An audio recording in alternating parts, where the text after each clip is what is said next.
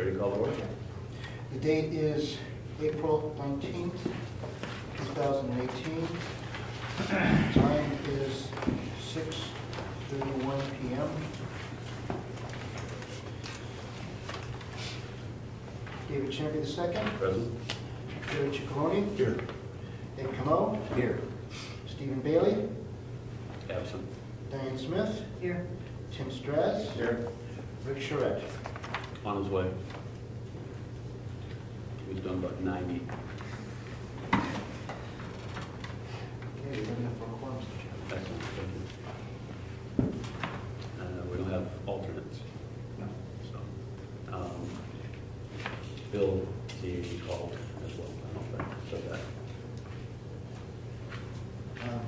You mean, oh, okay. Yeah, but Bill Bailey is a member. I'm sorry. Any public comments? That's horrible. Agreed.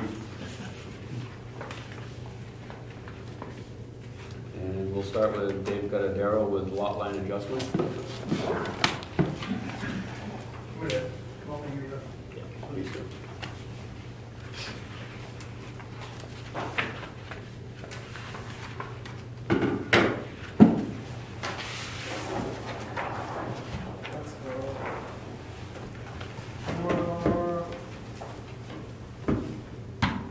This is my house across the street from the farm.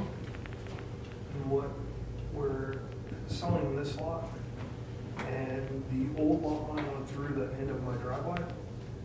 So we want to shift it over about 50 feet in front, 80 feet in the back, to make the lot line adjustment, so the single line adjustment.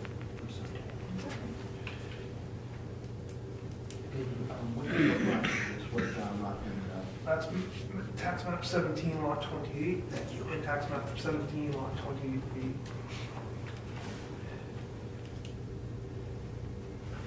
Nancy, question? Sure. I'm Diane. These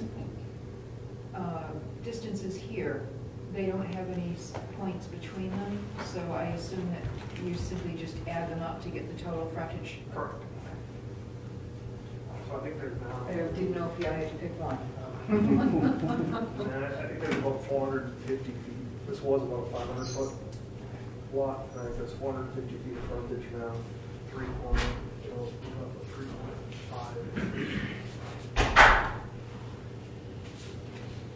So does it mean it's 50-26 from there to here, and then 207 from here? That doesn't look right, but it might be from pin post to some of the marker.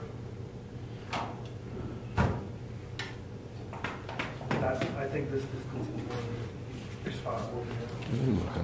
And this is the only line that's changing, David? Yep. Those dimensions came off the city map.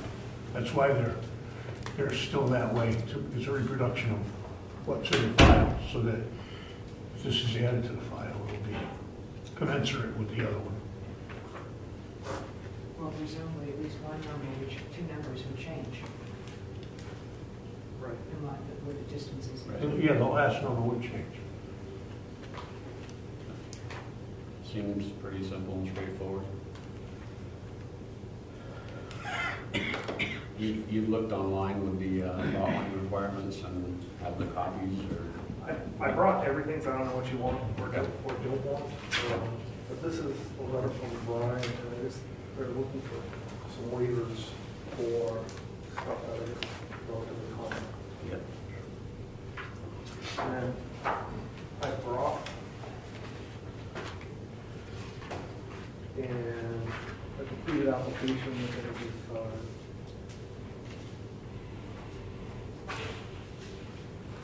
everything else should be in this application. This is the butters list, envelopes, in case you need that. Yep. Yep. And these are Four copies. Did you happen to run the abutters list to the assessor? Through the assessor? I didn't, but Are we still doing that? What's that? Running the abutters list through the assessors? Absolutely. what's that? The assessor looks to make sure that it's accurate. That's because she's a tax assessor, or he is a tax assessor. Well, I didn't, but I know that's still a Perry's house. I own this one, I own this one. This is the town, and that's Market 40s. And I know that this is Zach's, that he bought last year, so that's those things. I wasn't there. I don't know, cheap. More copies.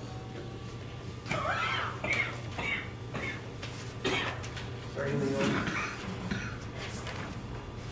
I think the waivers are pretty straightforward, because you're only moving 50 feet and there's plenty of land here from what you have. I don't think we'll need to worry about test pits and. They're not pertinent to the lot line change. Right. That's the end of it. You just want to own all your driveway.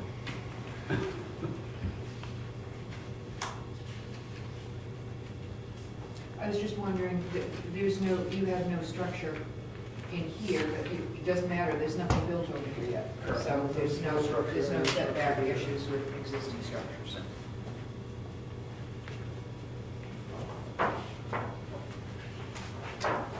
From what I see, he has everything on the required list. I can bring you a check. I didn't know what to put down for a fee, which is the form, so, Okay, convoluted. yeah. We'll work through it. And I can either leave you with my check tonight and you can fill it in, or I can drop off one tomorrow when you want to. But the big question I have is like $100 administration fee, $100 public meeting fee. Like what's the procedure for that? We have to have a public hearing. Okay. And would that be at the next meeting? No, okay, as far as scheduling the public hearing, it's theoretically possible and maybe even probable that, yes, we could schedule it for the next meeting. And then assume that we have a public hearing at the next meeting, when would I get the approval? Like, we're supposed to close this the first week of June. So that, Mr. Chairman, I'm sorry, I should ask you for permission. That's up to the planning board to decide if approval will take place then. And you guys know more about that than I do. I'm sorry, I should not have interfered. We're entitled to that night. Right. Yeah, I think that'd be fine. We schedule a public hearing for the next meeting and sign it that night. We're good to go. That'd be great for me. And so the other question was, the lot line adjustment fee is, I think they charge by lot line. So I think it's a single lot line move, so I think it's $100, but you can, that's what I was. Mr. Chairman, that's the way we've done it in the past. Yep. So I estimate $355 for that, but if you want to validate it. I should do that, and I appreciate it if you would not leave a blank check. Okay. I don't want to be responsible for it. You guys want the mailing to you, or do you? Yes. Yes. That's all I have. Excellent. Thank you. Thank you, Dave. You'll schedule it. Yes. Appreciate your input. You're welcome anytime. Keep it up. Don't get it far. You've done that before, right? You've done that before?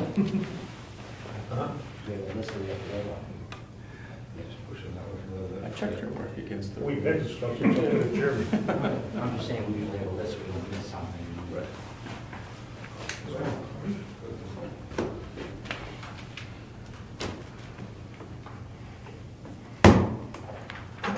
What page is that on? That's what I'm asking on I have to share your book. My book's out of date.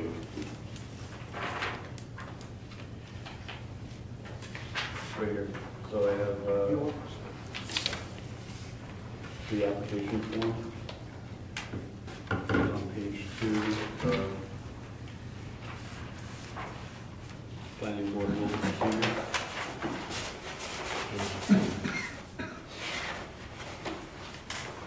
That's the list you're looking for there.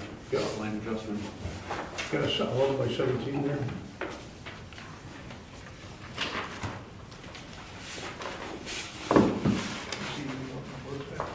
Hey, Dave, did you bring an 11 by 17 with you? I did, I think I just threw it back in my folder. No, it's surrounding the Okay. It's right here. individual one. Yep, we're just gonna make sure it's all. Yeah. Perfect. So we have the 4 plats.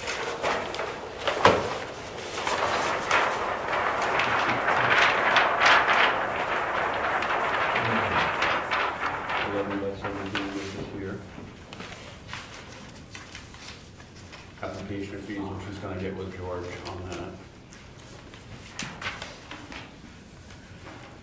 1 Mylar, which George has there. And 3 sets of address mailing labels, which we've done the butter labels here.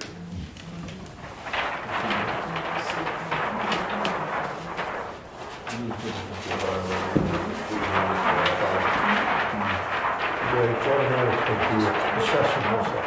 You know, through all the maps. And make sure that somebody didn't miss one, we ship them all. That's for our benefit, not for theirs. Right. So that we don't grant something that hasn't been fully vetted, you know.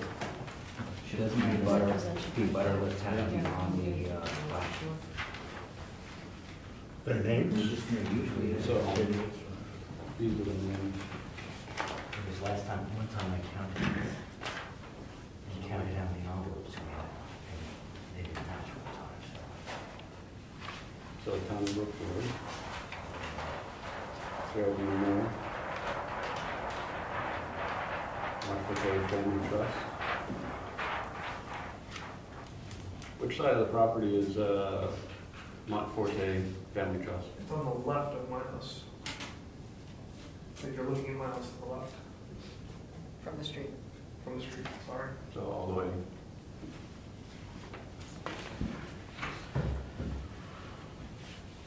Oh, the family trust. Yep. No. Francis and Cheryl Ferry. On the right, It's the other side. on the lot. Yep, got that. Zachary Simone. Simon. Got that. And the Dave Pedadero. And Land Tech Service Corp.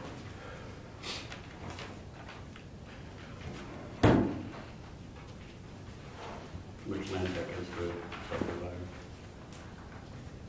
Or the service, sorry. So you just want to sign it? Is that part of the packet? Yes, yes, it should be. That's right, this So is the there's- verification of the abutters, is what this is. Right, so do we have this form? Or am I getting ahead of The verification, doesn't that happen after we submit this? Because this has to go to the assessor, right? Yes, And verify. right, that's correct. With this form up here, Pete. Right. But the preparer needs to, doesn't the, well, it says signature of preparer. And I assume that's the applicant. That's correct. In other words, it should be listed here. Right, and then, well, I'm signing here. That's correct. And then it's page 8. It's not Yep. completed. Oh, okay. So it's the only one that's not completed is the abutter notification form in the packet. What's it? So with the map and parcel and owner, and then their mailing address. And then that gets reviewed by the assessor clerk. Oh, you created your own? Yeah, so I just don't see attached. That's what that is. A lot of, Mr. Chairman, a lot of people, applicants do that. Because it's gonna be more than just 6 lines at times, so Yes. that's fine.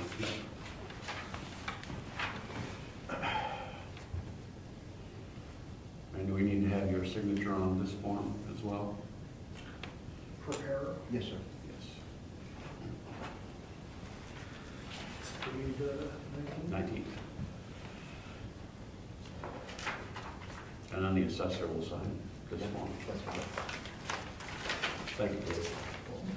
Thank you, Dianne.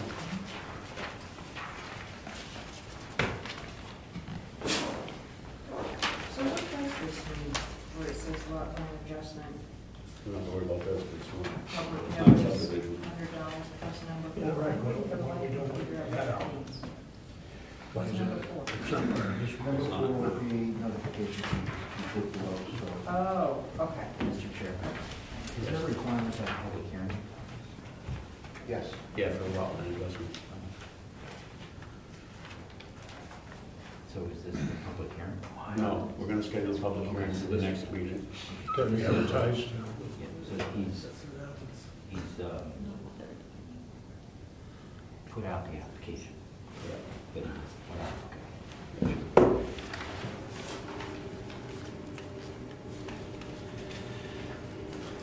All set? Yes. All right. Thank you. Any further questions relating to Darrell? I'll hear from you, George, as far as check them out, and then I can hook up with you. Your phone number's in there, David, We're gonna right? go through those, Okay, yes. that list is now. So I'm curious. I would say, may I speak? I would say as a board, just go through the list just to make sure we got everything. This list here that we just went through, Yeah. Okay, was that done? that's what we just did. Okay, I just didn't see it as a organized board. Apologize. Yes. And also, the planning board usually goes through the list at the public hearing too, just to verify things, so that the public can see that too, just think about it. So we'll do it again, public hearing, next meeting. Okay. We just want to make sure that he didn't miss something, that he could get prepared for. Thank you, George. Any further questions relating to David Goddardero lot line adjustment? We'll move forward. And Mike Salsis, you're up. So we have a review of home-based business regulations. Well, first I'm looking to build a house. Okay. That's that first. So I own a property on the east side of the Churchill Brook. It's a 10-acre lot. And I want to put a building there. That's the first floor. That's the second floor. Dimensions? Yep.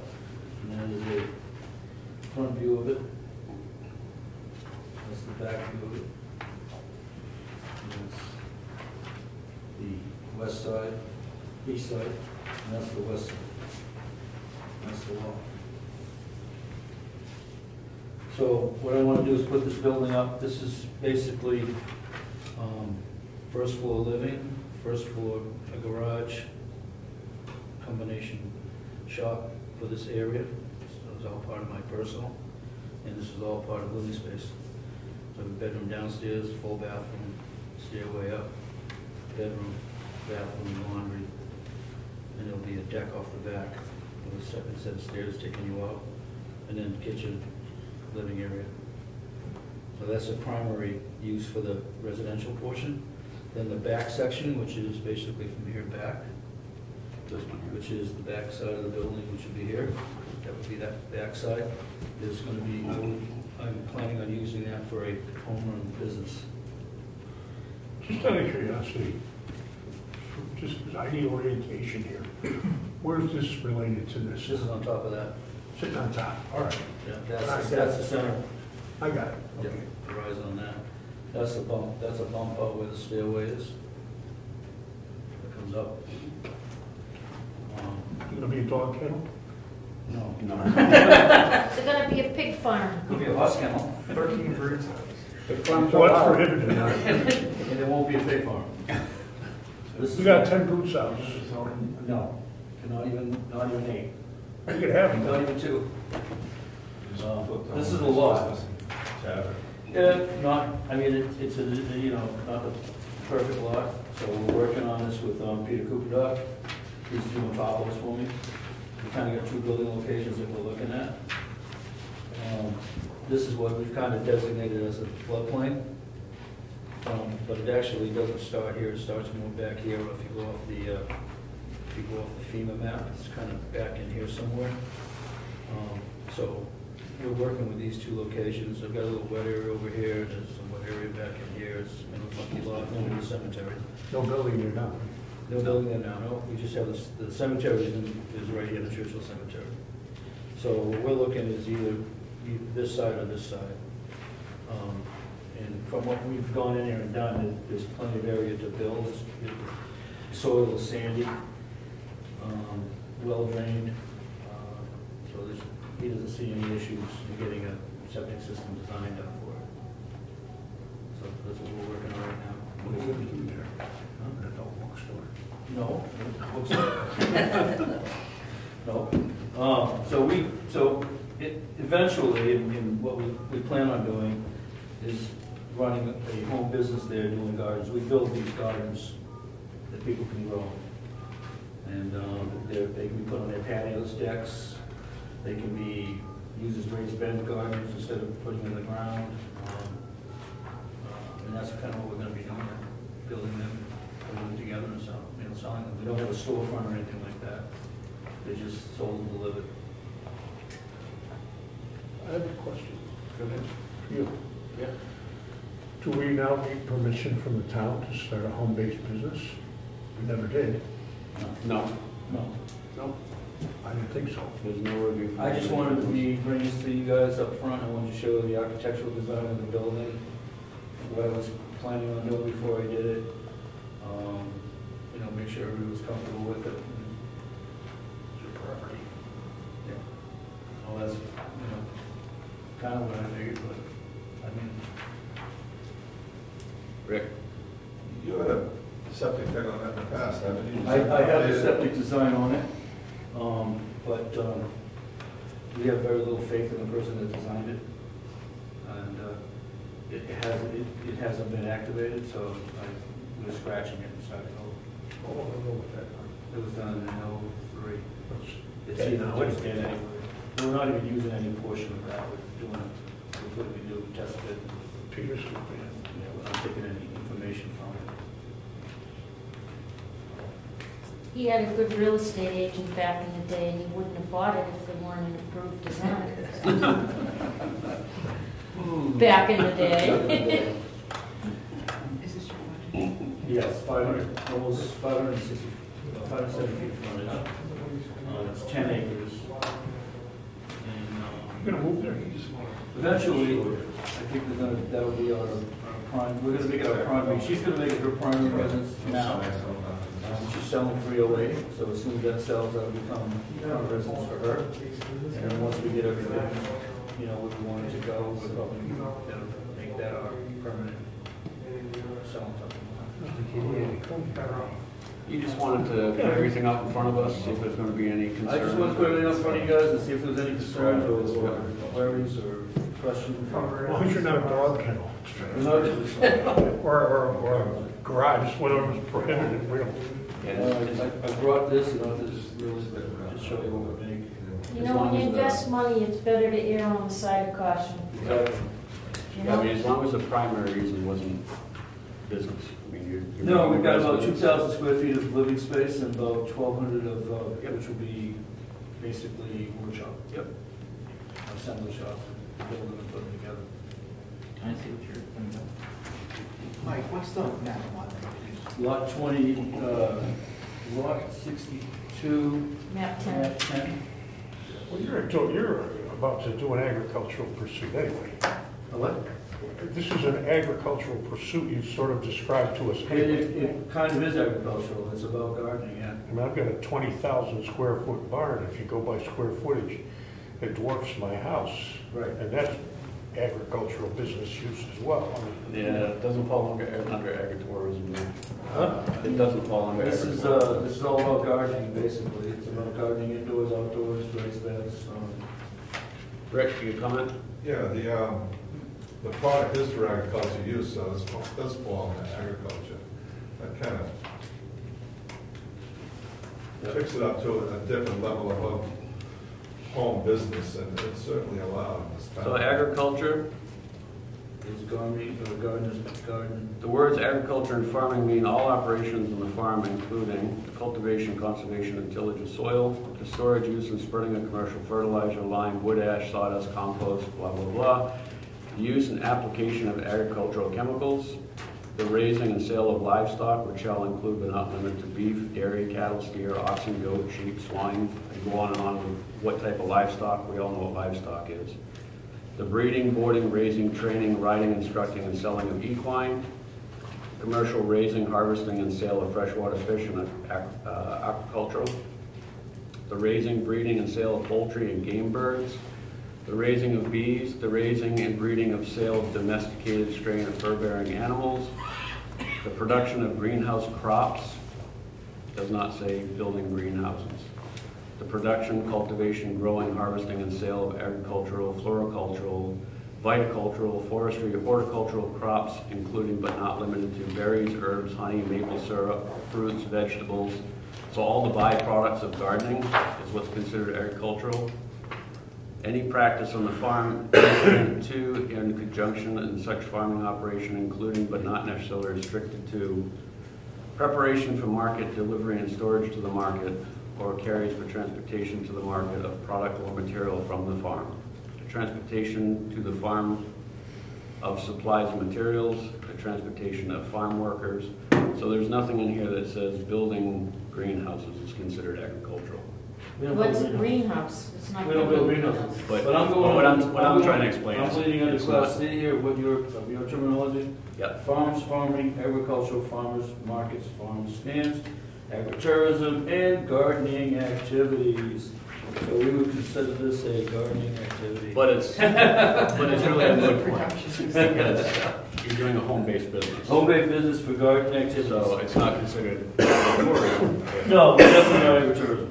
That's what I was trying to say. We're not trying to be, what we are trying to be is an alternative to gardening for people who can't get on their hands and knees. Yep. Any longer, still want to garden. Rich? Is the runner of the business going to live there? Yes. Yeah. Owner and owner occupied. Yeah. We think it's, we're doing a good thing. We think it's a great product. And it brings people back into gardening, and that's what we want to do. I think it's a good thing. I think that I've seen these. I think that they're pretty cool, and I think that it's a good thing. So I just wanted to bring this out, put it in the open, show it to you guys, show you what kind of structure we're building. It's all wood frame, shiplap sided, clad wood on the sides. The gables will be shiplap. So it's all going to be pretty natural and farm looking. Yep. Comment? No, not in relation to this, except if you need wide format copies, I have a copy. Thank you, Gary. I need them. All right, well, thank you. Thank you, Mike. Great, we'll move ahead and get our land surveyed. I'm not sure yet, but find out what how we can build. Do you have something in mind for your sector? I do. Rick? Just out of curiosity, is the cemetery going to come in view again? The cemetery is going to be, cleaned up. It's going to be made more presentable, and we'll have free access in for the public to come in. And I had no idea that was even there. it's a big cemetery. It's a nice one. It's Last a year, we put the, it's quite a cemetery flags out. actually. It's they've done It is it's- really. It's really weird. The cemetery is exactly 168 feet from the brook to the left side of the cemetery. And exactly 186 feet from the brook to the left side of the cemetery, and 186 feet from the road to the front of the cemetery. Right on the money. It's like, Dan Brown was there. huh? Dan Brown. I mean, How many rods is that? I have no It's idea, probably in a book but I somewhere. can't imagine that's like out of half. They must have measured it out and said it's got to be 187 feet in and 187 feet from the brook. How many residents? There's I counted them the other day. There's about 30. That's good 20, size. from 25. Is that many now? Wow. Yeah, there's a couple. There's some that in the ground you don't even know they're there.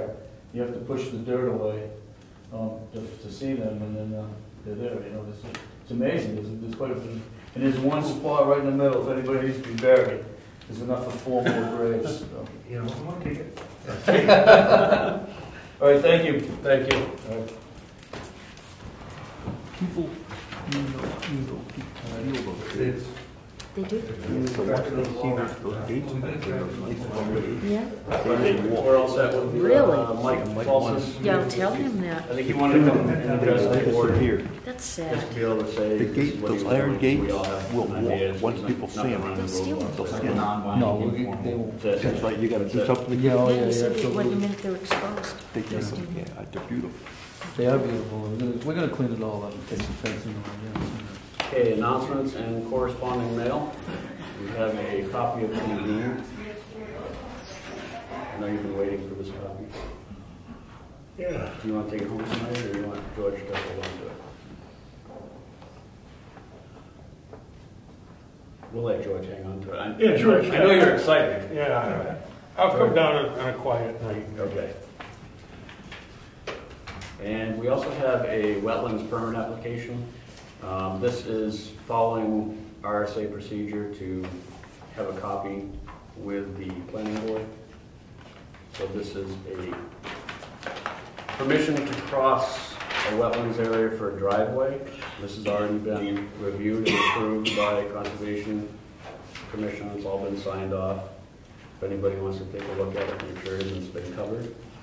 They have to go to the state too, right? Yeah. So what's the background on this project here? This came to us or went to the Conservation Commission because somebody wants to put a driveway? Went to the Conservation Commission, got reviewed, went to the state, got approved, and it's just a copy for our records. Can you tell us the map and lot? Did he do a PBN or? This is Cooper Dock again. Yes.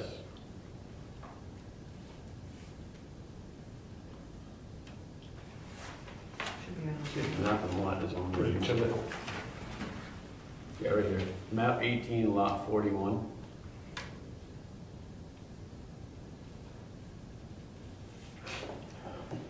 And we just filed that? did we? Yes.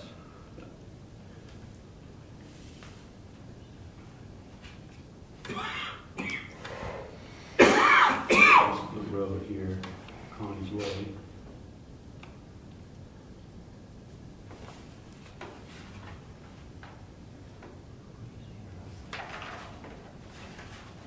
See if it's on this paperwork yet.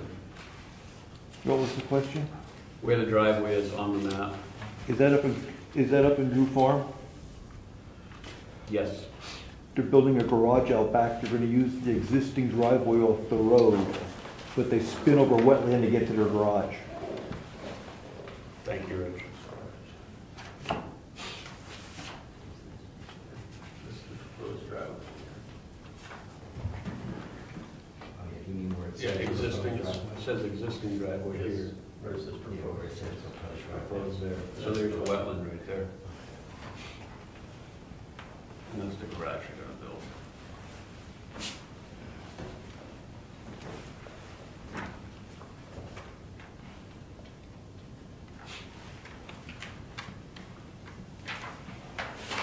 Do you want to review any of this here? If Peter did it, I'm sure it's all in order.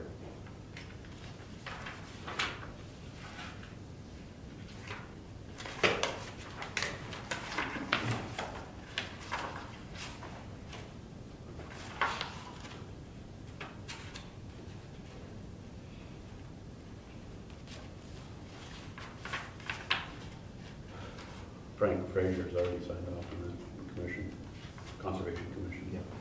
Yeah, he's going to hand it to me. Yes.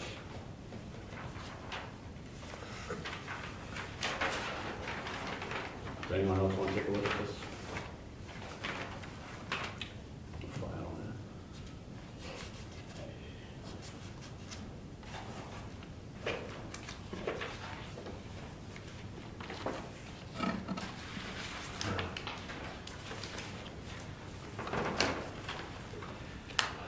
Is there anything that we have to sign? Nothing we have signed, just formality of file. Just public information. So if somebody wants to put a driveway over a wetland, somehow they've identified it as a wetland and they have to provide the application with the state, and then the state comes in and examines it, says it's okay, but it has to go to the Conservation Commission to be reviewed. Do you know about that? Yeah. Thank you. Go ahead. It depends on what the circumstances are. If you can get away with a culvert or two, you can do a permit by notification, which requires no inspections by the state, just photographs. An application with a description, you mail it in, they look at it on a map, they send you permission. When it's done, you photograph the same area again and send them the photos. Via email is fine. I've done it a bunch of times. And they give you permission. Technically, that's the only requirement that I know of. If it's a permit notification, if you're trying to cross 100 feet of swamp, now you have to get engineering involved. But if you're just gonna cross 10 feet, you can do a permit by notification. I just brought it up just so we can have it in public what actually just happened. Yeah. Thank you, Ed. Thank you, Gary. Any further questions, comments? So we'll move on to review and possible approval of the March 22nd minutes.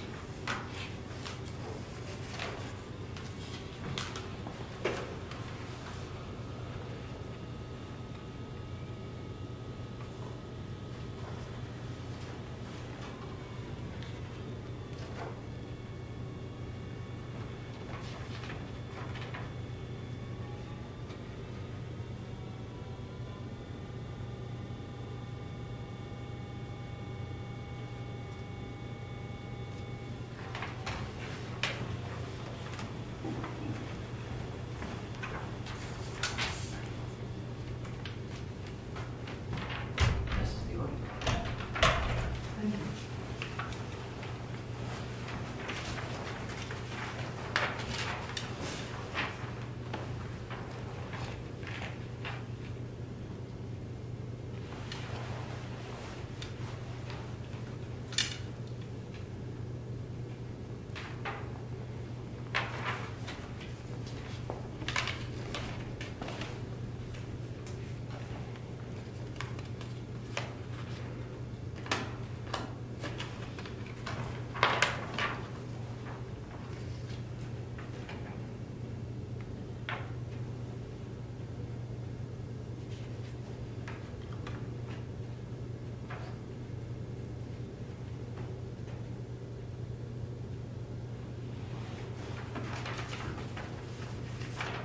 Do you have a motion to accept the minutes? Yes, Mr. Chairman, I move to accept the Thursday, March 22nd, 2018 meeting minutes as presented. Second. Discussion? All in favor? Aye. Opposed? Abstain. Motion carries.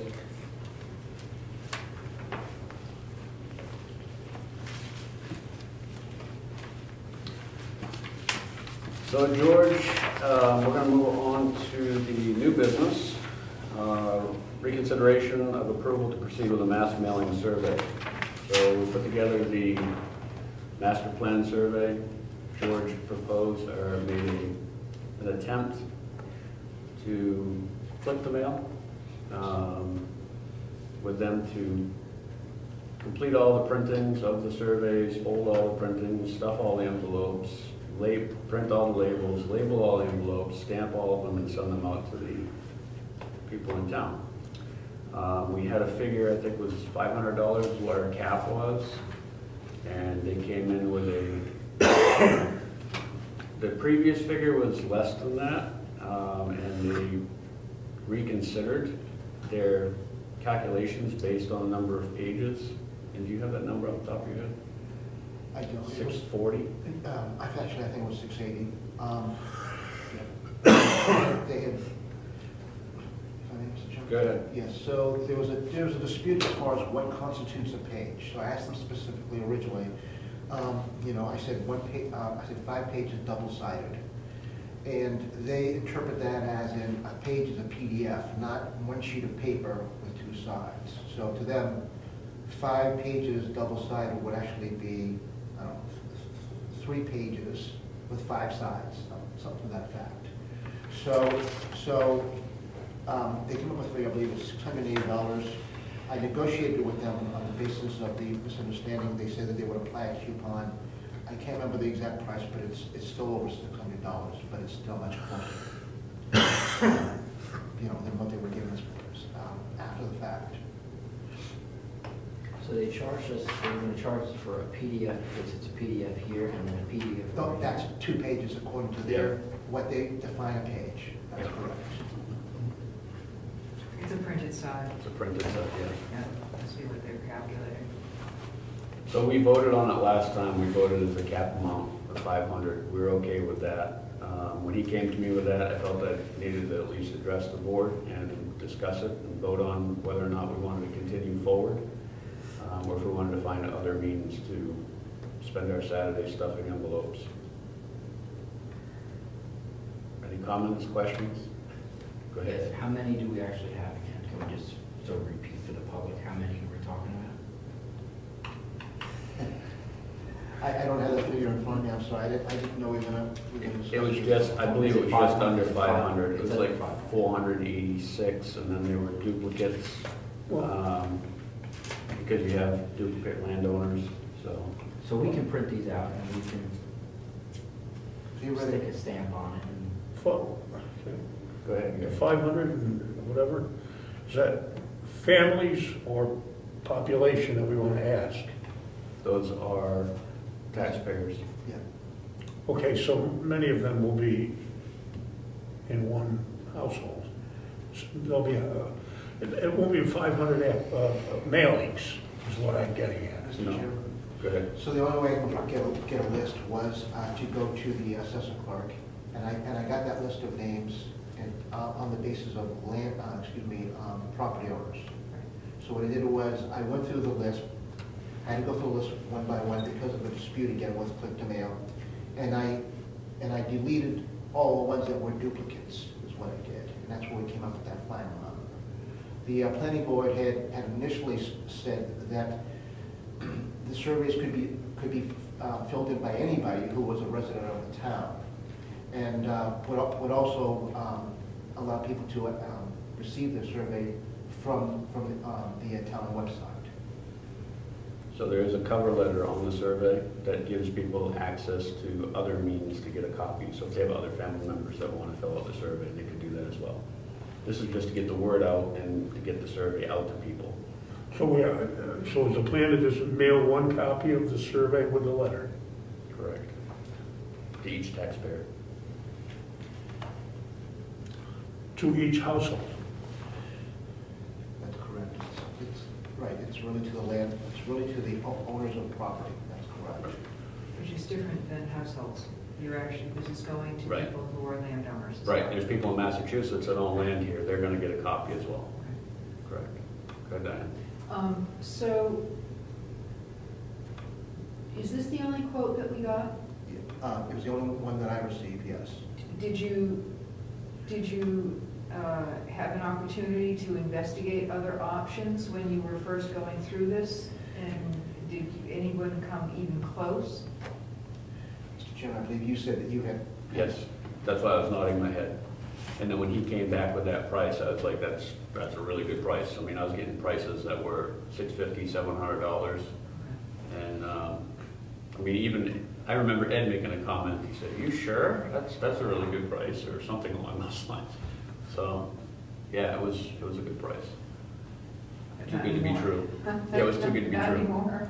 Is there Came some- off here, but Is there some statute that requires you to actually send a hard copy, as opposed to sending people a letter saying that this is the website, which will have our information, and you do it online, so it automatically tabulates it for you? we're just trying to make it easier for the public That's easy. to get them. I would guess, and then say you could also request a hard copy if you want it, just to reduce your costs, and like you can stack them here so you can pick them up at town hall.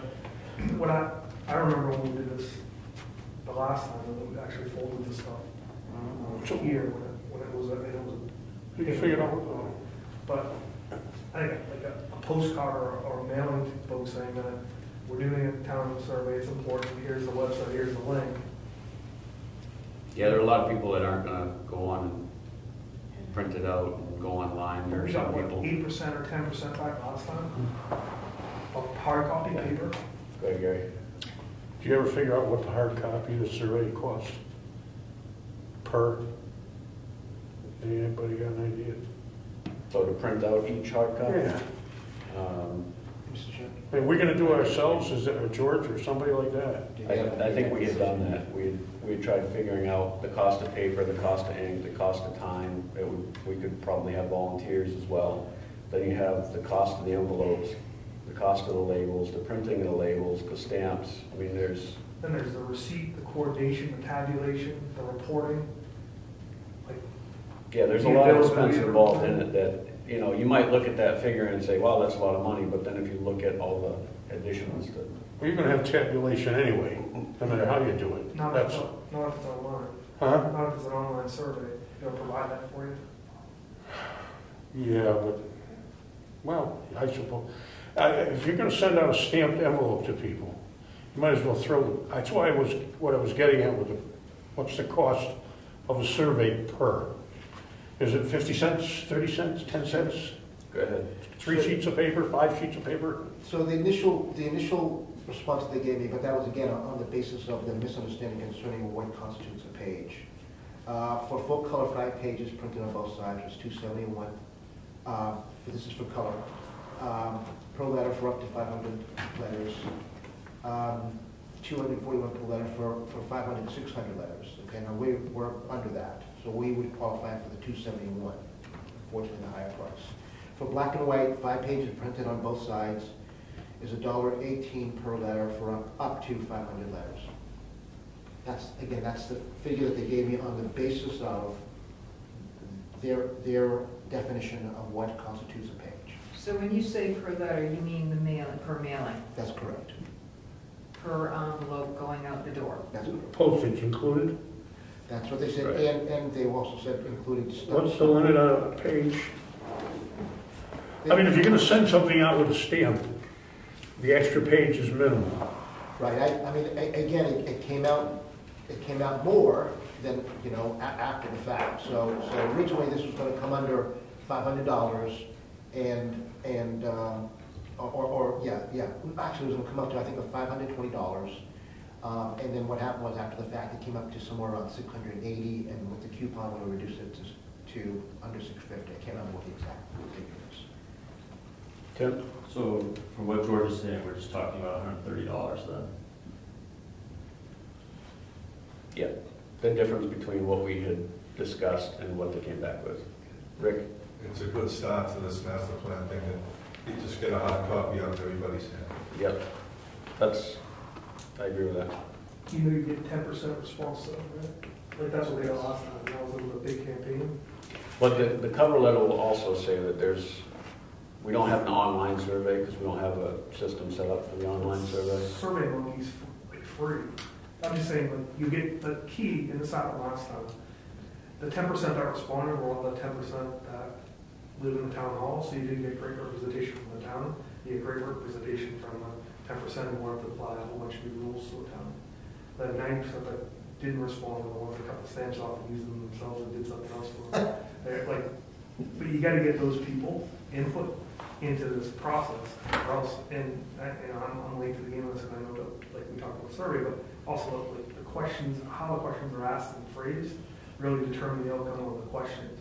Right. And my concern is that you're not going to get very good input from the town, because you're going to do the same thing that we did last time and didn't get very good input on, and then we set up and created a bunch of laws that probably weren't as critical to the rest of the 90% that didn't participate.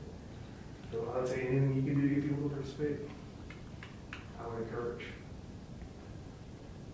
That would entitle us to have to go back, edit the cover letter on it, add some sort of a survey, do the survey online. I mean, we could all vote on it if that's what we decided we wanted to do. I mean, you have a valid point. It's once every 20 years. Like, you guys get this right.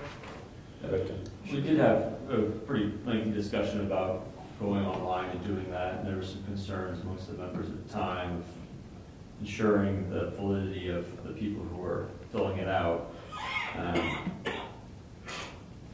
That's how we ended up at the hard copy. But I think Dave is right. It needs to be out in front of people. We've got a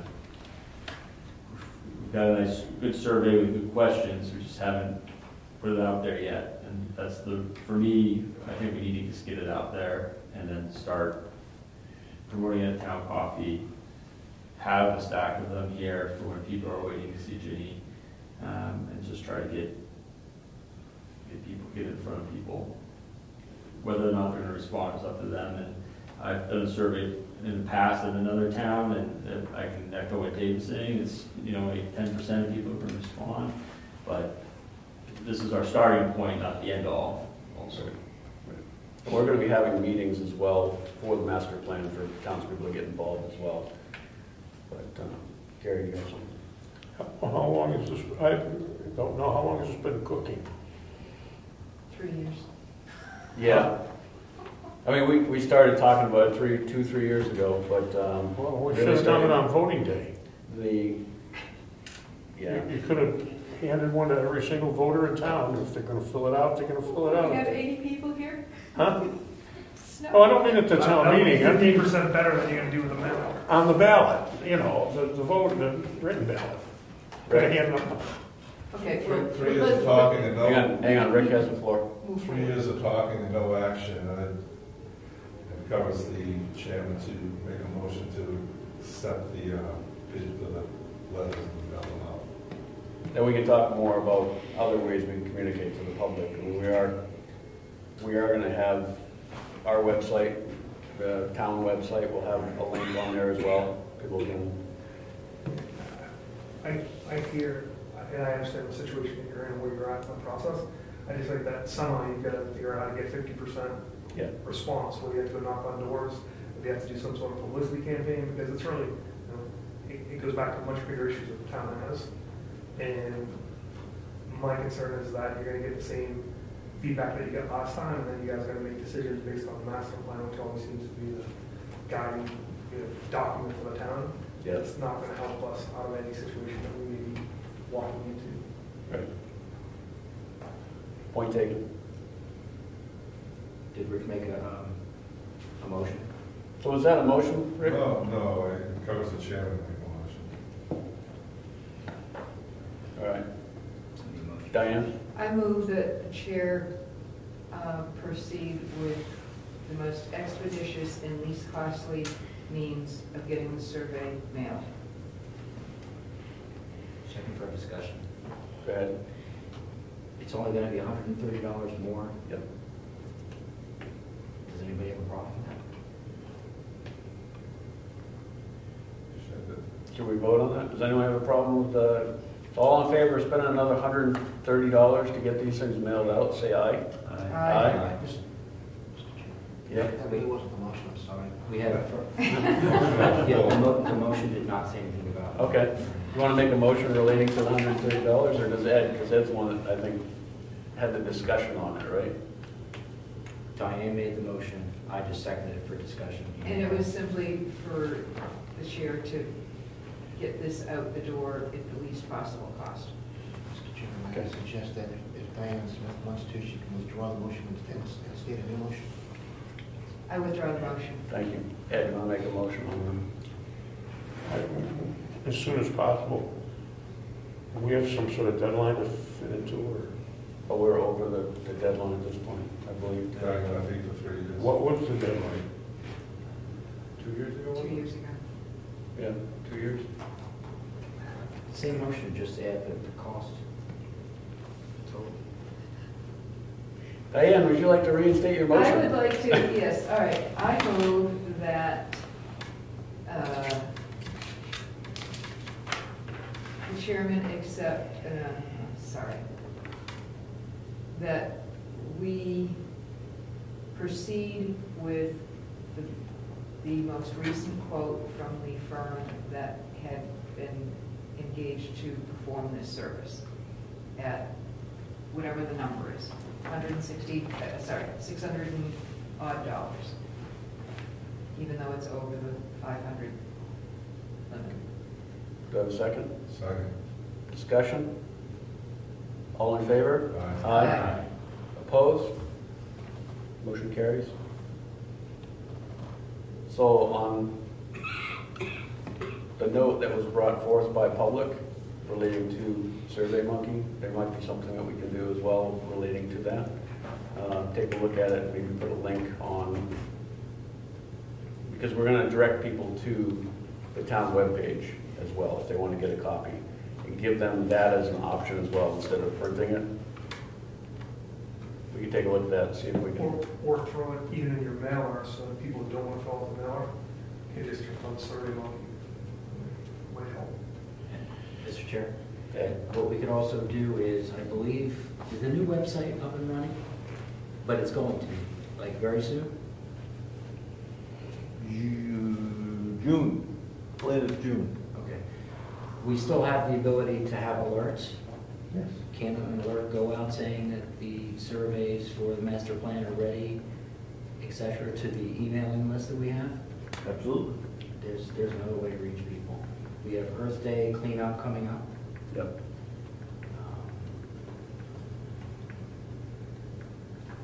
else can we do it? Poster board out here? A lot of We people, use a poster board and people driving by. I mean, that's another thing to say, please complete master plan survey, and might get people talking to say, what is this all about? Mr. Chair, Go ahead. can we also use our sign that we use for advertising? Are we worried about that getting taken if we leave it out there? Yeah, I think it'd be used. Say, put that master plan survey available. That's what I was referring to, the poster Oh, board. okay, I thought you meant. What do they call that? Sandwich board. Sandwich board, thank you. We got two of them. Right. I would also say put the survey in Ginny's office, since a lot of people enter and exit that spot. So we're getting extra copies made now, or we're gonna make the extra copies? We'll make them here.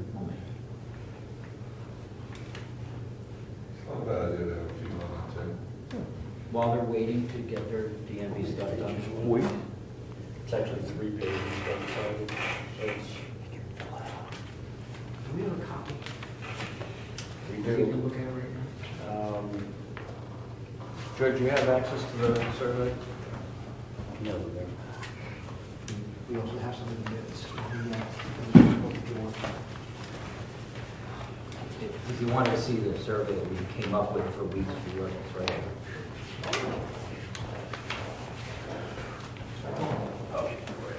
You handed them out last time. there. Yeah. I mean, I asked one. You handed them out last time. I don't have it with me,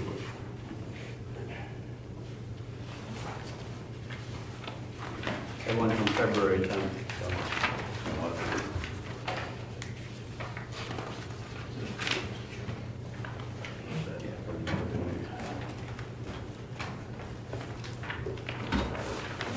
So you got a copy of this, right? yeah, you handed them out last time at the meeting. Or I wound up with one, I don't know. So, we all are in favor of putting a link on the website and maybe working on a Survey Monkey. We have a motion to do that? Or do we want to have more discussion relating to it? Who's in charge of the website, Rose? Well, the question is, You're in charge of the website. I'm not. No, raising my hand. no, Tim. That's gonna get you, I'm sure. Yeah. Yeah, you just volunteered. Well, we haven't discussed how we're going to tabulate all these results, Right. which would probably play into how we would use SurveyMonkey or any other survey app.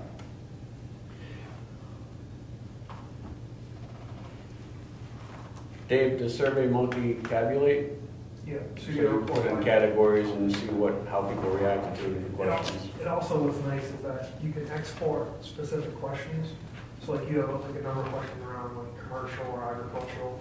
You could say, all right, for the people who voted yes for question 4 and 7, like you can manipulate the data based on the way they output the data, which would probably be helpful for you guys when you make a decision. Because there's a lot of questions that are also asking the same thing from different angles, and maybe it'll help you guys become more efficient. And you could probably use their format to input your data. So when you get these in, if the questions are identical, you can just have someone here enter the one to Survey Monkey, and then that will tabulate one central database. Sounds like you got our master plan commissioner over here. Yeah. I'm too biased. Who knows how to use SurveyMonkey? Is it easy to use? Can anybody? Yeah, do we it? used it at work before. You can look at these questions are really well suited for survey because they're simple. There's not a lot of heavy explanation.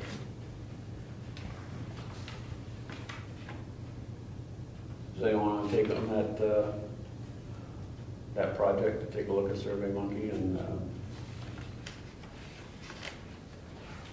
I'm going to assign someone if we're not going to take volunteers here.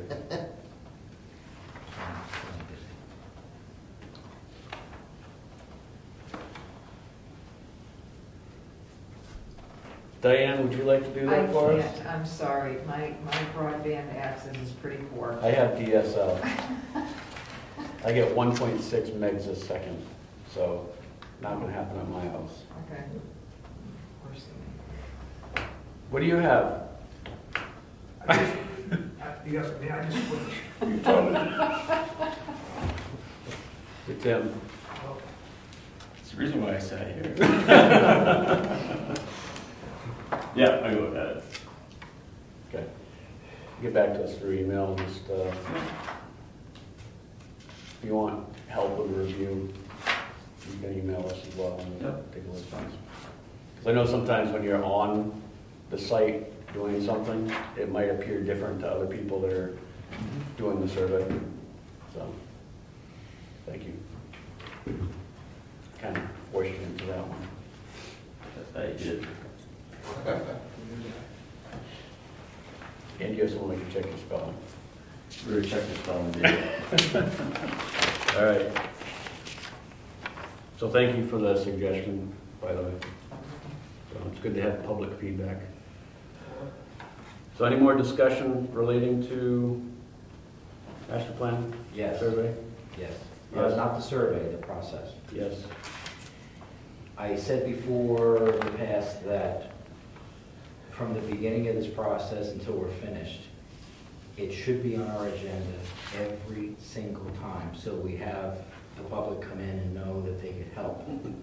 So I think we should continue that and make sure that not only are we going to tabulate through SurveyMonkey, but we need public input. And also volunteers to help tabulate and discuss it. Get our first volunteer. So make it a resident on all business until this is done. I would think so, yeah. Yeah. I mean, so we can show and also encourage as much public participation as we can get. Good suggestion. George, will you add that on the agendas for the next meetings on old business? Excuse me. Yes. Okay, great, thank you. Good suggestion. Any public comments? Rich? I'd like to be added to the email list again. I think I got dropped. We can do that. You've been erased. Any other public comments? Go ahead, Dave. I never get to come to planning board meetings, but some things that I hope you guys are considering as you go through this process is that we still don't have any viable way to get Brookfield out of this tax situation that we're in. Our taxes keep going up. We have there's no commercial zone. We have no big developments coming to town that aren't going to add proportionate kids. So we need to be thinking about how we get out of this mess. And like I've had individual discussions with a lot of different people, but there's only 3 or 4 paths that I think we choose, or else we're going to be like Durham at a $30 tax rate in the next 5 or 10 years. And, one, which is like a large one to consider, is like looking at like towns in the area for potential merger to reduce overall costs, and that there's a lot of pieces to that. The other is like having some type of commercial business or some structured commercial business in town where you get some sort of tax subsidy. Looking at developments that wouldn't necessarily add kids to the community, like senior housing is another area that I think is something that we should be exploring. But like when you look at the way our taxes have gone up in the last 10 years, and then forecast forward and say, what are we going to do? Who in town is going to be able to afford $30 per 1,000? And right now, and I mess around with real estate quite a bit. And people are buying houses in Wakefield because of taxes. So they're getting a $300,000 house in Wakefield you're getting a $400,000, or in Brookfield, $300,000. You're getting a $400,000 house in Wakefield for the same monthly payment because of the tax differential. As that happens and we don't turn houses, our real estate value is going to drop. And so then you're going to be trying to squeeze a much higher tax rate out of a lower real estate pool.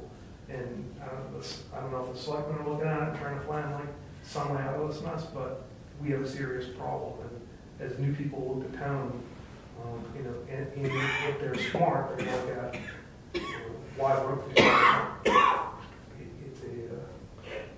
For me, you know, as a large landowner in town, it's frustrating that we're looking to expand, and I don't know if I would buy another property in Brookfield until the town actually has some plan to figure out how we're getting out of the tax, you know, situation that we're in. Secede.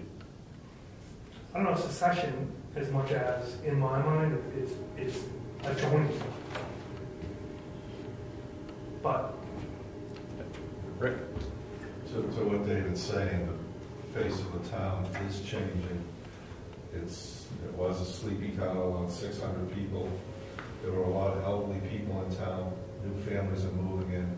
Our school bill's going up, and we're being attacked all over by costs that we can't control. And these costs of the schools that we use, which are very good, public services we use, which are very good, we have no control over that escalating. And with a small town with very little real estate in it, it's going to crush us. We will be like New Journal, $30 per thousand. And you know, people ask for, you know, certain amenities and stuff in the town, and it's hard to say, you know, we can't afford anything. We're broke.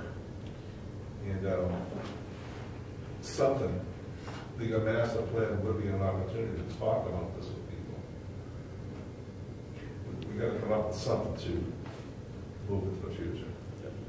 I would just encourage you guys or the selectmen to do a really simple formula, but we know how our taxes have increased over the last 10 years, and forecast that forward 10 years, and then look at the delta between our tax base, and you can, you know, you don't have to be a visionary to know that this is what's going to happen to us, unless we do something radical. And the time to do something radical is not when people are, you know, putting their houses on the market and bailing out of town. That doesn't really serve the citizens. The time to do something radical is now. And it's never comfortable to make any changes, but we have to make changes in this town, or no one's paying the taxes. Gary? You know, all those things are nice to talk about a business zone, but they don't really enhance the tax base that much. They really don't, when you get right down to it. The killer is the school system. That's where it's all at, 90% of it. When I got to this town, no less than 100 people asked me, how many kids you got when I moved here? I mean, everybody asked me that. The selectmen, all the neighbors, how many kids you got? With that angst in their voice. Because they understood that the more children that move into town in a place like this, send your property taxes to the moon. I'm up to 11 grand a year. When I got here, it was 2,100 for the same piece of property. Pretty expensive. And it's the school. Everything else has gone up commensurate with inflation. You can't fix Nothing that. we can do about it. You can't fix that unless you have doctor castration at the entrance of the I'm water. I'm just saying though, but you're beating a dead horse when you start talking about all the little fixes. Yeah, it'll save us a few dollars, but not enough to Well, manage. it's tough, you know. Who wants to say how many kids do you have? What kind of question is that? But when you're in a system where you're paying, where some towns are getting creamed and other towns are skating, it's other towns don't have to say how many kids you got. They say welcome, like other normal people would say. But I'm not arguing. the way they bill us is causing us to ask how many kids we got. I would like to recommend that as we move this process forward to developing the master plan, the survey is just the first part of it. We've talked about having dialogues in public session and not just at these regularly scheduled meetings. And I think that if we were to have a very specific theme for a couple of those sessions, that would be helpful, because the people don't want to just come in and talk about everything.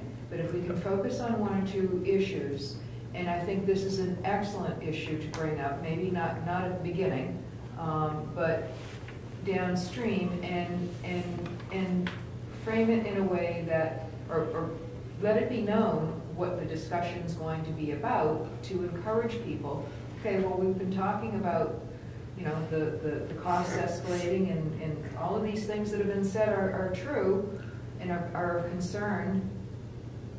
How are we going to deal with it? And bring people together to begin talking about that. Because then that's going to be a central part of how the plan gets developed. I mean, there's still elements that will happen anyhow, but you know, I think that having very focused discussion sessions would be helpful. So that really is all that I wanted to say. This master plan sessions, this is the time to do it. Ed? Well, I could talk about this for hours, and I'll try to keep it short.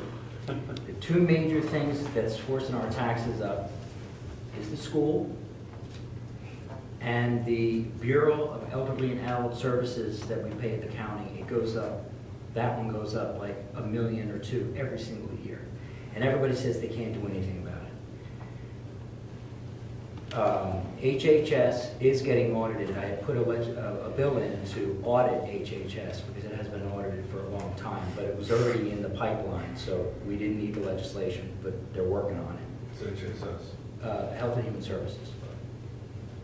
About the school, I put in a bill because right now we have the apportionment formula used to make our taxes for the school. They used 75% average daily membership and 25% equalized valuation. Now, the county taxes are done the way I think the school taxes should be done. You add up your amount of property you have in that town or in that area, and then you charge taxes that way. That's the way it's always done. They don't do that with the school. We have agreements, I don't know if you know this, but we have agreements between each town and the school district. Most of those agreements cannot be found by the towns that pay the bill and have not been reviewed since they were started in 1960. This is the linchpin, is that agreement. Nobody in this town ever goes to the Governor Wentworth Regional School District meeting. I film them every time they have a meeting. Nobody shows up. They think that they have everything under control. When Wolfboro raises their bill, when the school board raises the budget by $200,000, for instance, we feel, and Wolfboro doesn't feel that because they have $4 billion plus worth of valuation for their land. We feel it. That's why our taxes keep going up. It is that agreement that has to be redone. But I can't seem to get any traction with the school board in addressing it. They said you have to put a warrant article in to get it reviewed. But if we do that, then the school board is going to outvote us again because they have more votes on it. That agreement, have you ever seen the agreement? It looks like it was originally printed on a mimeograph machine, one of those pink mimeograph things. And it's all typewritten. And it's basically the minutes from the original formation of the school district. This is what's making our taxes all, that formula, that portion doesn't work anymore. So that's the key thing. At the time, property in Wolfboro was probably at the same value as property in Brookfield, right? Before the lake really started to get developed and take off. So 1960. So everyone was sort of on the same page, but now it's so disproportionate that I don't know, there's got to be a way either to renegotiate the agreement, find some breach area in the agreement, but like you can't, and to your point, I don't know if commercial is the answer. I don't know, if elderly, whatever the answer is, or a whole bunch of little answers, but you got to figure out a way to deal with that agreement, or we're going to go bankrupt, or the people will go bankrupt. Like they just can't. When someone who's retired on a fixed income, and your tax is going to go up. Your taxes in 2030, Jerry, would be 19 grand. I'm going to sell my house because of. But you and everybody else. But what happens is all those houses in the market depress value, right? That's what I'm looking at. I get a lot of real estate, and I look at it going down 10 or 20% as the rest of the market is increasing because that's what's happening to us. Because who can afford to stay here? That's the way it is. Our bill, the one that originated here, that Ed put in, needs to get in front of Ways and Means or something like that It said schools and education on it, and it got put to the education committee. And at first they were dead against it, but then as they read it and looked at it, and it did get some traction. I think they were in agreement with it, but the one stipulation that they found in there is they didn't want to interfere with local agreements. But this is not an education problem, because this bill doesn't change what the school's funding is. All it does is makes the schools, which are a political subdivision, raise funds the way every other political subdivision in the state does. 100% evaluation. That's the only change that needs to happen. The RSA say that all political subdivisions will tax by 100% evaluation, with the exception of schools. That's all it says.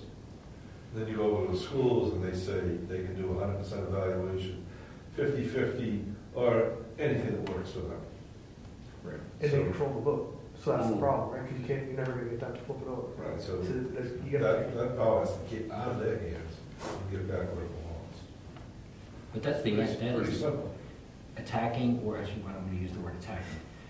Challenging those agreements is, I think, the first step. And all the property poor towns that were on the committee, and they were up to the 30. They knew exactly what I was talking about. But they said they just don't think the state is gonna, the House and the committee was not going to, again, go after the agreements that were already made. That they kept saying, well, there's another process to do that, which is the warrant article issue, and also to first find the agreements. Ossipee still can't find their agreement. I'm like, you're paying the bill and you don't even know what you're So they're Ossepee's probably the same bill we are to. Yes. Yes, they are. Tufton, when I put the bill in, Tuftonboro and Wolfboro went berserk and said that it just sounds like donor towns again. That they're paying the bill for us. It does not. But that's what the response you got was. And they control the board because they have those seats, right? It's the population, not the board, it's the population of warrant article be voted. They have vastly more people than us. Yeah, you can't win the Dianne? Well, actually, and I don't have my copy of the Services Review Committee report, but the person who did those calculations came up with, and I think it's in the report, it's been a while since I've looked at the detail, but that we actually have more voters in the communities that are being disadvantaged right now by the school district distribution, by the funding distribution. The problem is then the communities that are now at an advantage. The problem would be to coordinate and advocate amongst the communities to get a warrant article in and passed, to make sure that people who are in those communities vote and vote for it. But that would be the next best option for changing, in my opinion, other than it being on a statewide basis. And I don't think that there's any problem with talking about approaching this from both angles and hope that one of them works. But we're not going to solve the funding issue here in the planning board. So I think that there might be other people that have ideas as well that might speak to the problem that David has pointed out. I mean, anyhow, so I would just ask that we think that is another option to pursue in terms of trying to make the funding situation for our school based on a more fair system than what it currently is. It's not for the plan on the side, but it's good discussion. Mm-hmm. And I recall from the service review report that the poor towns that we call them, we don't have more votes. It's very close, but we don't.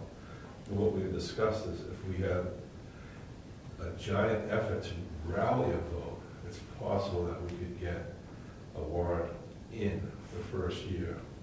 But the school committee can amend the warrant. Mm-hmm. And then the next year, if they counter rally, they won't belong us. So the best you can do is get it fixed for 1 year. Possibly. And I don't know, what happens if you just calculate it based on the way you pay county taxes, and you send a letter to the school board and say, this is what we can afford to pay, and we're out. Like, what's their response? Like, do they say, okay? Let's take us to court. Your alternative is you have to build schools. You have to what? You have to build schools. We say we're out if we don't, if you, Or find another school, right? or what? Or find another school. Well, we're up to our neck on that mortgage over there too, so even if we build schools, we'd still be paying for that.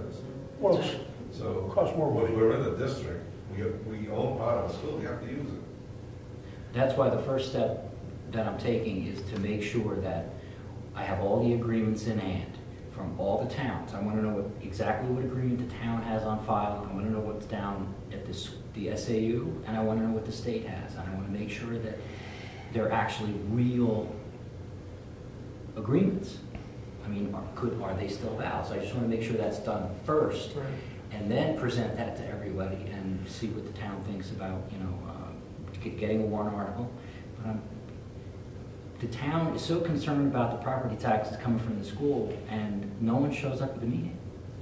And not, everybody's so frustrated. They go, I don't even want to go. That's what they say, but I need people to go. It doesn't have to be everybody. I need maybe 3 or 4 people from every town to go to that meeting, to learn how it happens, and actually, maybe that would help even more. Maybe the school board itself would see that as an opportunity to open up communication. It's called the ostrich syndrome. That is, yeah. But the problem is that the school board doesn't make the decision. The school board isn't the one that would be the entity to change the funding formula. I think that it would have to come from the communities. I don't think that it's up to the school board. Well, I think the school board has to vote on the agreement from each town. I don't know. See, So you're right, it has to come from the people in the communities. The school board doesn't decide the form words. Right. Somewhere, that would be, and that's an interesting question. When did this formula structure begin? 1960. This has been in place from the beginning? Yes. Yes, and has never, ever been reviewed, and it was so complicated, We it took me a surmised- while to get my head around it. We surmise that You're 70-25 was a good idea in 1960. You're All the talking towns were about regularly lengthy time basically things. people. It's gonna happen overnight, 75-25 and pay for your kids. What's wrong with that? and it won't happen permanently. I look at it from a whole different perspective. I call it the starving child analogy. The starving child's got a bloated belly, he's dying of starvation from malnutrition, and the symptoms are extreme hunger and pain. Well, if you fill his gut with a gallon of water, the symptoms all disappear for 1 hour. The death still comes from starvation. My granddaughter spent her entire 6th grade first semester in history class learning about the history of fast food. She knows everything there is to know about McDonald's, Arby's, Wendy's, Burger King. She knows anything about the Constitution. It was right here in town. I made up my mind that my grandson's going to private school. He's going to get music lessons, and I'm not going to trust the school system, which I think is perverse. And I think that's where the discussion really should emanate from. We're paying you serious rates to educate children that are coming out stupid. It's the way it is. Talk to any of them. I talk to them all because they're with my grandkids. And it's astounding, the mental capacity of a 15-year-old today. It's a disgrace. I was there when I was 9. And I'm not bragging about my intellect. I'm just talking about the stature of education at the time. So we're sitting here talking about fixing our tax problems, and I think the problem is so much deeper, far-rooted, and disgusting that I don't think it can be fixed. So I'm going someplace where my taxes are low enough so that I can afford the private school. Well, you think I'm kidding? No. You should talk to some of these kids. It'll make you laugh. Can you just... No, it'll make you sick. Can you just give a family an allotment of cash for each... It's called vouchers. And tell them, They do it, the prices went up. Go where you want to go, but we can only pay based on our fiscal constraints. We can only pay $10,000 a year or whatever the number is, $5,000 a year per student, and then let them apply to private school, let them apply. Listen, we're up down. That doesn't work for the NEA too well. In the legislature, there's a bill, SB 193, which is the education savings accounts. The unions are pulling their hair out about this bill. It's going to take so much away from the public schools. We cannot allow anybody, any parent, to have any money to go somewhere else. Hey, God, help us. The kids won't know what's on the menu at Arby's. They're the best, what they're worried about. You know, finally, when I was up in Ossipee, I had mentioned the bill, and one of the residents in Ossipee said, it doesn't matter what you do, they're just going to do whatever they want. This is supposed to be America. I mean, you were in the Middle East for how long? You know what we have here. Right. And when you have a person say that they can't do anything about it, I said, this is what, 80%? It's going to take 80% of our tax rate. Am I right? Pretty close. Well, it was, when I got here, it was 60%. Now it's even higher than that. The problem is the product. That's what bothers me the most. The expensive product. Mr. Chairman, this is a planning board. I was about to say, we can only beat a dead horse so many times. Yeah. We're not going to solve the world problems. We've identified that, yes, something needs to be done. Can we mention these? Go for it. I don't think it's solved. I don't know. I didn't get this book, so.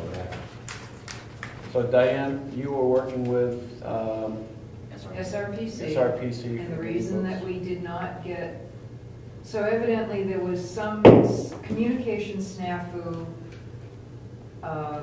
about ordering this year's books. They claim that they sent a notice, and then they also claim that with the notice was the advisory that we didn't pay for last year's books didn't get paid for when the town was invoiced. And so when we didn't get, so there were two strikes against us.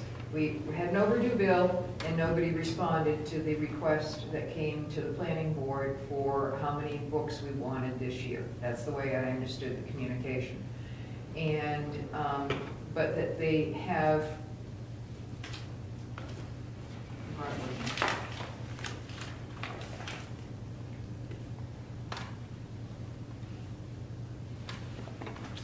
they have 3 books and 1 book CD that they can sell us, but we need to pay cash for the unpaid invoice from last year for $28, plus full payment for the 4 books this year, which is $30. So we would need $58.25 to get those books, which would have more than about half of it would be for last year's books that we evidently, the town didn't pay them for.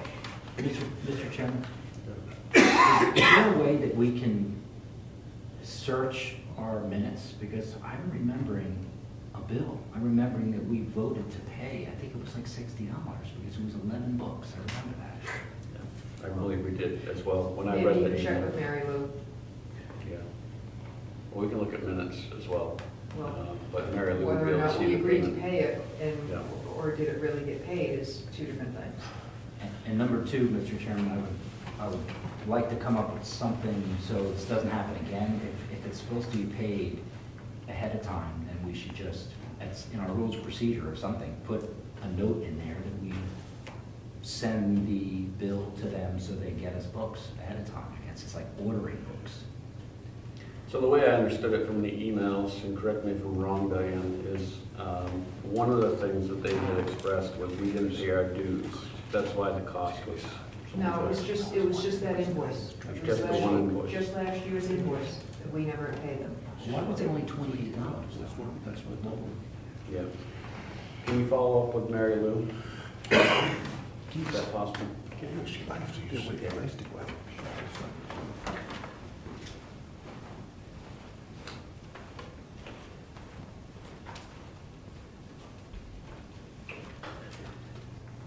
So we have 3 books or 4?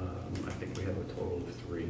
I took one last week then we're gonna give one to Geary, and then we have another one we're talking about leaving out in the common area.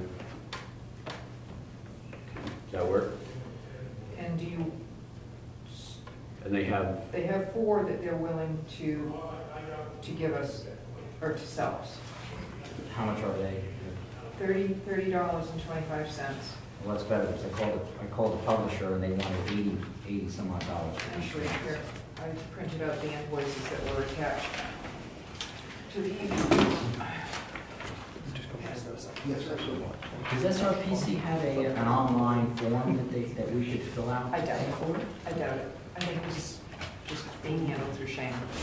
Mr. Chairman, go ahead, George. the reason that you were talking about, they said we didn't pay our dues, because that's what was relayed to me via email. That's what I thought. Yes.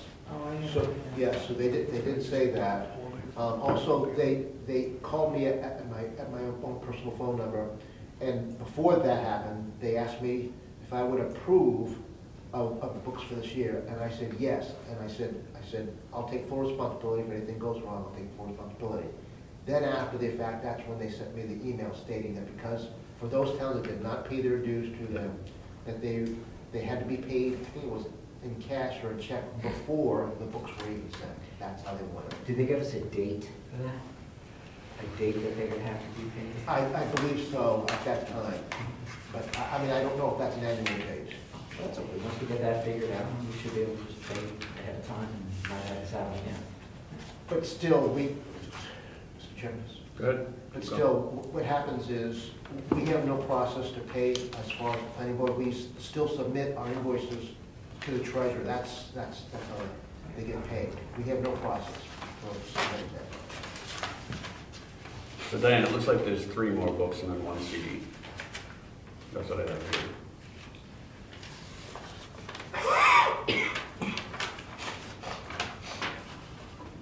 So for the $30.25. 3 books and 1 book CD. Oh, okay, I was misreading that. So, Yeah. book CD meaning it's only on CD, so it's 3 hard copies. Okay.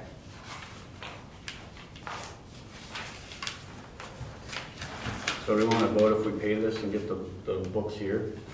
'Cause you still need a copy. Diane needs a copy. Tim should have a copy. So there's 3 there. So I'm in favor of having a motion to pay this. Well, I move to pay the, what is it? $30.25 for this year, and also $28 for last year. So $58.25. Yeah, so move. Second. Any discussion? All in favor? Aye. Aye. Opposed? Motion carries. George, can we, I'll submit that, and get that paid. Great. Thank you for your work on that, Diane. Thank you for following up with that as well, George. Rich? I think the selectmen sent you a mail indicating that the kiosk at Stoneham is no longer in use. And I think your rules of procedure require you to post there. And that is no longer being used, coming down. You should have received that notification.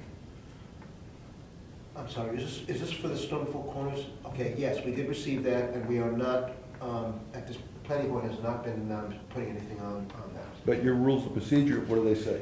Excellent We'll point. have to amend that. Excellent Yeah. point. Yeah.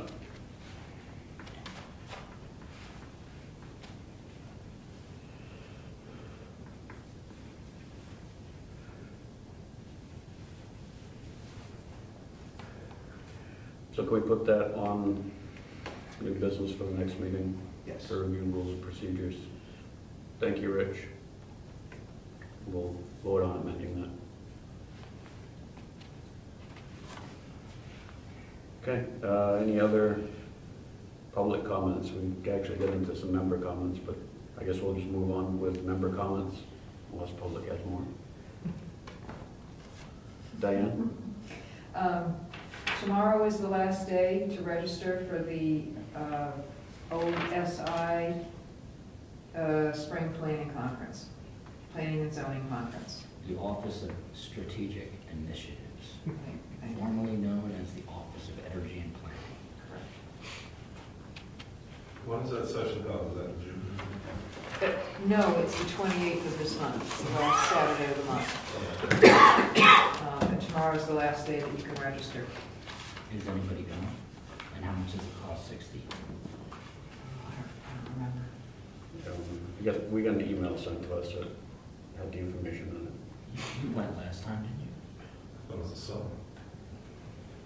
I went 2 years ago. It's a good conference, I think. And I would have gone this year, but I have a family commitment that Saturday. I can't go.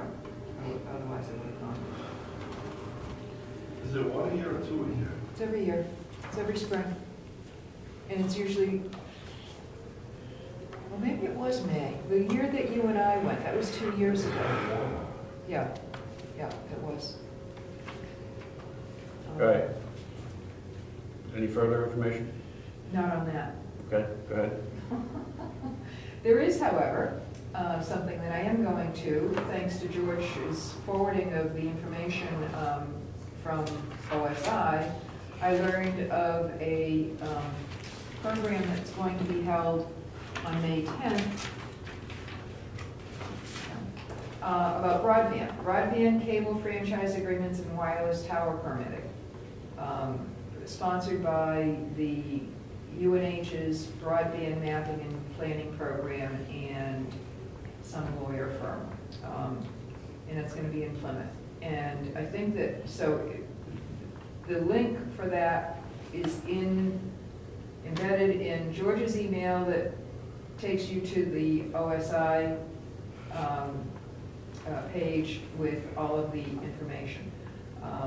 It's at the Common Man Inn and Spa in Plymouth on May 10th from 3:30 to 5. And they're going to do a broadband overview, well, the 3 items that I mentioned. So I'm interested for a number of reasons, personally and for the planning board, so I plan to go. If anybody wants to carpool with me, that's fine. Is it free? Yes. They include a spa treatment? I don't know, I'd like to try the food, but, I imagine I'll have to pay for that. It's a Thursday, the 10th. Yes. Thank you. At some point in the future, I think we should look over our tower ordinances too. I think that was on our list at some previous meeting, but we shouldn't forget that. Right. Yeah, that's also in the master plan discussion. Just for giggles, I talked to somebody who actually has a great deal to do with these towers. And they rate them as A, B, and C, depending on the location, next to what kind of street and how far from the road for electrical access, because it's not a small electrical requirement to run one of these things. Most places in this town, nobody put a tower in. Maybe way up in the mountain, if there's appropriate electrical out in the street, but nobody put a tower anywhere in Brookfield for commercial reasons, because we're not suited for it. Just the lay of the land, the electrical power grid and access. And this guy has put up over 250 towers all around the country. I happened to meet him and talk to him about this whole thing, and he said, I described it down, he said, forget it. They won't even come there. They want to be right down on 16 in a high place. And they'll pay 10 times more money than they would to come into town. But I don't care what, we revisit it, but why waste our time?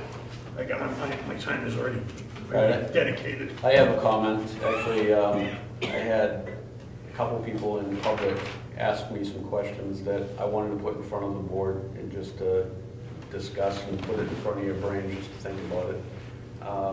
And that relates to agritourism. That was one of the reasons why when Mike Salsis was here, I had that right open, because I've been really reviewing agritourism a lot. One of them is there's multiple websites out there that allow people that have farms to bring in business from outside through RVs. One of them is called Harvest Host. It allows people to spend an overnight on their site in a motorhome. They're not putting their awnings out, they're not putting their jacks down, they're just going there for the business, they're visiting the business and then moving on to the next destination. I explained to him that we specifically have certain things in our zoning relating to camping, but that's something that I think we might want to think about. And then the other question I had was relating to potentially adding cabins in. So if somebody has a farm, the RSA 2134 speaks specifically to provide overnight stay for activities relating to the farm, including events. So if someone happens to have an event at their farm and there are people that are, you know, there at the farm, they need to have a place to stay. And right now, if you look at surrounding areas, there's really nowhere to stay. Wolfboro's booked well in advance, and it can actually cause for hardship for people that have farms to not be able to get income from the events that they might want to do. So the thought was maybe 5 or 6 cabins. Would the town allow something like that? Is there anything like zoning that you have to go through? So just kind of open for discussion. I know what I read for agritourism. Maybe you guys want to look at agritourism a little bit more and see what it says. But I think it would be a good discussion. I got it memorized. Good. Really, from Happy's Firewood, believe me, it's all up here. You might remember Brookstock. You would remember. You'd be the only one. When you talk about events. Did you hear of it? Yep. Were you here? Yep. Oh, you were here then? Yep. Oh, I was in high school then. Yeah, right on my farm. 3,000 people. They used Ron Fountain's corn patch for a bathroom. Boy, he was so upset. We're not talking events like that, though. No, I know. I just wanted to mention. We're not talking Jimi Hendrix and smoke on the water and smoking other things. Let's start happening in Wakefield. Yeah. So I just didn't know if anyone wanted to discuss it openly. I mean, it was more of a comment, just some feedback I've been receiving from people in public, asking the questions. So that's a good conversation to have during the survey, public. Members from the public come and talk about that. Yeah. That might be one of the focus areas that would draw people in if we, you know, so maybe at the next meeting, and I can sketch some ideas together on you know, maybe we should all be thinking about, okay, so now we're going to get the survey going, what's going to be the next step, you know, to engage people beyond that, and what's going to be the timing? Are we talking about midsummer, are we early fall that we have these sessions, you know, and then how do we break them into different kind of subject areas so that we're not all over the map for each one? And can we get somebody that will, you know, be able to facilitate the meeting and move things along? Just so I think that we might want to talk about those things soon. But that's exactly the sort of thing like the other item that we talked about a lot at this meeting. You know, it's a focus area that Right. could generate some interest. Yeah, I mean, I went through our zoning, I went through agritourism, and there's nothing that speaks to cabins. I mean, we speak about camping, and we speak about structures and minimum square footage, but I don't think that falls in there, and it specifically speaks in agritourism on 2134, I think it's section 2B5. So you can take a look at it yourself, but it specifically speaks to providing overnight stay at any event relating to the agritourism. So the RSA speaks to it. How do we suit the zoning so that we can help facilitate that, so that it doesn't create hardships for these farms and other avenues that have these events? So There's another aspect to farm housing outside of agritourism, which I don't know if it's really pertinent to the farms in this area, but it's workforce housing.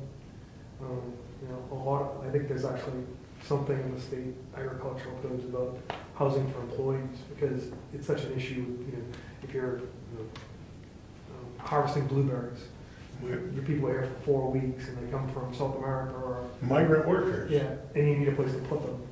You know, accommodations, and so there's something in the agricultural codes about worker housing too, and that probably like maybe needs to be addressed concurrently with that, so you have, you know, if you decide you're gonna change minimum square footages, or you're gonna increase it, or whatever you're gonna do, that it's consistent across both platforms, because I think they're both pertinent. Eventually, someone's going to make this.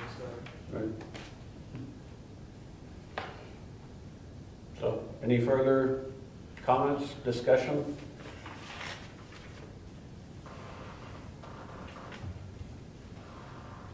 Can we have a homework assignment that we review the agritourism and our zoning, and we can talk about that next meeting? And how we can address that?